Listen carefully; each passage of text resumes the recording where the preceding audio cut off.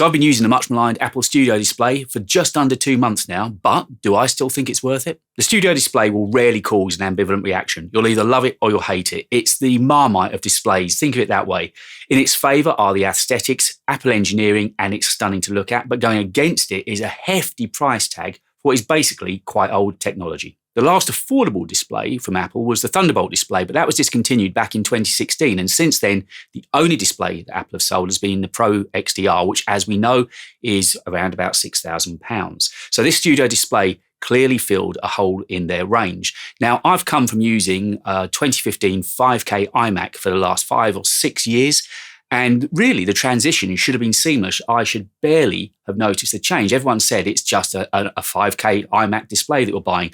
But in actual fact, the benefits of this new display were really shocking. They were really obvious to me as soon as I started using it all of the time. On my 2015 5K iMac I was just talking about, in the corner of the panels, it had started just to go a little bit dark. It was discoloured or ghosted almost, and just odd little cells around the screen. There were some I can only describe as flat spots. Now, yeah, you could blame it on the age, but again, for a panel of that quality, the panel should outlive the computer, so you shouldn't be getting those issues.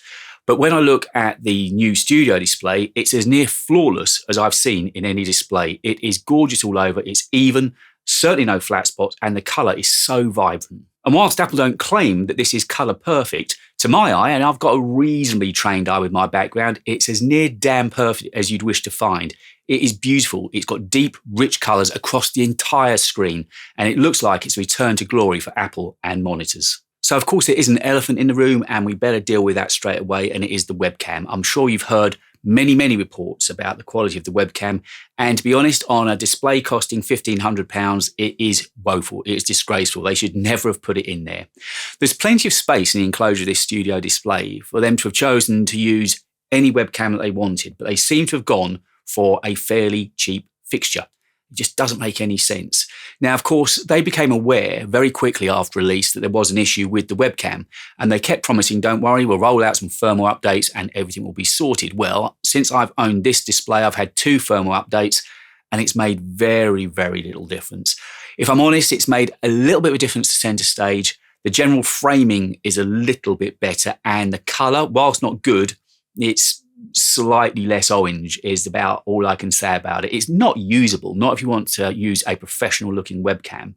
I've been spending a lot of time online recently recording interviews for my podcast, Minus 16, with guests over in America. And I would never dream of using the camera that is on the Studio Display. I've been using the Logitech C920. I love it. But because I'm doing so much more now online, I'm thinking of buying the Brio Ultra HD 4K webcam from Logitech. I've heard great things about it, and I think that would just, again, take things to the next level. But why Apple decided to cut corners and put what is obviously cheap hardware inside of this display baffles me. They're charging a premium amount for it. They should have put in a professional level, or at least a better camera than the one they've chosen. Apple, you can do better.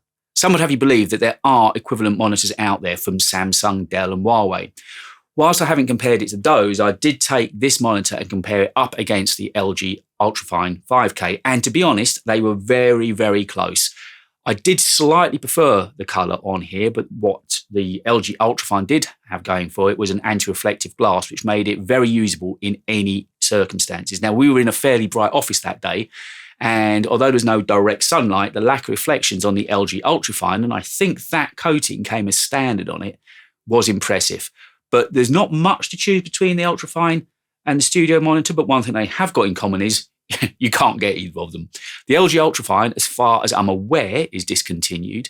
And when I was getting ready to shoot this video today and I was doing some research, looking at Apple's website, the Studio Display, if you'd ordered it today, you're going to have to wait until mid-August to late August to get it, which is about an 8 to 10 week delay. So it is a serious lead time still on these delays. That chip shortage is going on and on. So from a quality point of view, Apple really have got the market sewn up. So let's talk about the hidden gems. And by hidden gems, I mean the options that are on the list when you go to buy your Studio Display. If you're £1,500, you'll only get a stand that tilts. That is it. If you want a stand that's got height and tilt, you're going to have to fork out an extra £400 on an already premium price.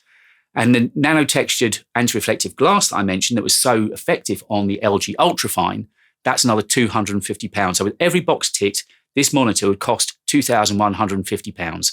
Save yourself some money.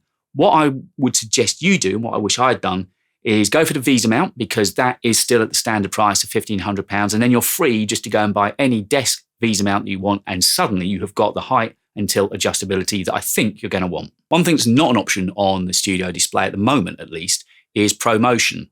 Because of the way it connects up via the Thunderbolt cable, the technology at the moment just isn't there to have the 120 Hz refresh rate on the studio display. Now, I have the studio display sitting alongside my 16-inch MacBook Pro, which of course has got ProMotion.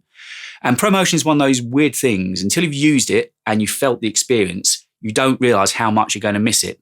And because I've got the 16-inch MacBook Pro and the studio display sitting side by side, when I'm using the smaller display on the MacBook Pro, you realize then how much you're missing it on the studio display. As I said, at the moment, the pinch point is because of the Thunderbolt technology that connects the studio display to the Mac. But interestingly, there's rumours at least of a Pro Studio display coming later this year. And I'm just willing to bet that somehow those guys over at Cupertino would have found a way to get around that technology so that on the next iteration of the studio display, there will be ProMotion. And that can only be a good thing, trust me. So after 2 months of use with the studio display, my thoughts on it, that extra 100 nits of brightness doesn't sound a lot. But when I went from the 5K Intel iMac that I've been using to this studio display, this has got 600 nits of brightness, it makes a hell of a lot of difference. The colours just pop even more. So although it doesn't sound like a lot, it really is quite a big difference. As I mentioned, the colour is nearly flawless. It's pretty perfect, it really is. But it's an expensive display, so if you're thinking of changing displays, maybe look at the Huawei, the Dell, the Samsung that I mentioned earlier on. They might suit you. Be honest about what your workflow is and what you need it for. If you're doing fairly routine office-type spreadsheet work, or it's just routine content consumption, then maybe you don't need to have the studio display and the colour and accuracy that it brings it, and you could save yourself a sizable amount of money. For those wanting the best, hand on heart, I could absolutely say if you've got the money available, then this is a monitor that you'll enjoy using day in and day out. It sticks in my craw just a little bit that Apple decided to charge the extra, particularly for that height and tilt adjustable stand. That should have been thrown in. And let's not forget, also, virtually the day you unbox it and start using it, you're going to want to buy a new webcam as well. I was always going to be the target demographic for this display. I'm knee-deep in the Apple ecosystem, and the work I do does require some level of colour accuracy. I'm delighted with my purchase. I'm really glad I've got it, and even more glad I managed to find one in the UK. If you've enjoyed watching this video about the studio display, though, stick around because I'm going to put up next the video where I compared it to the LG Ultrafine. Catch you soon.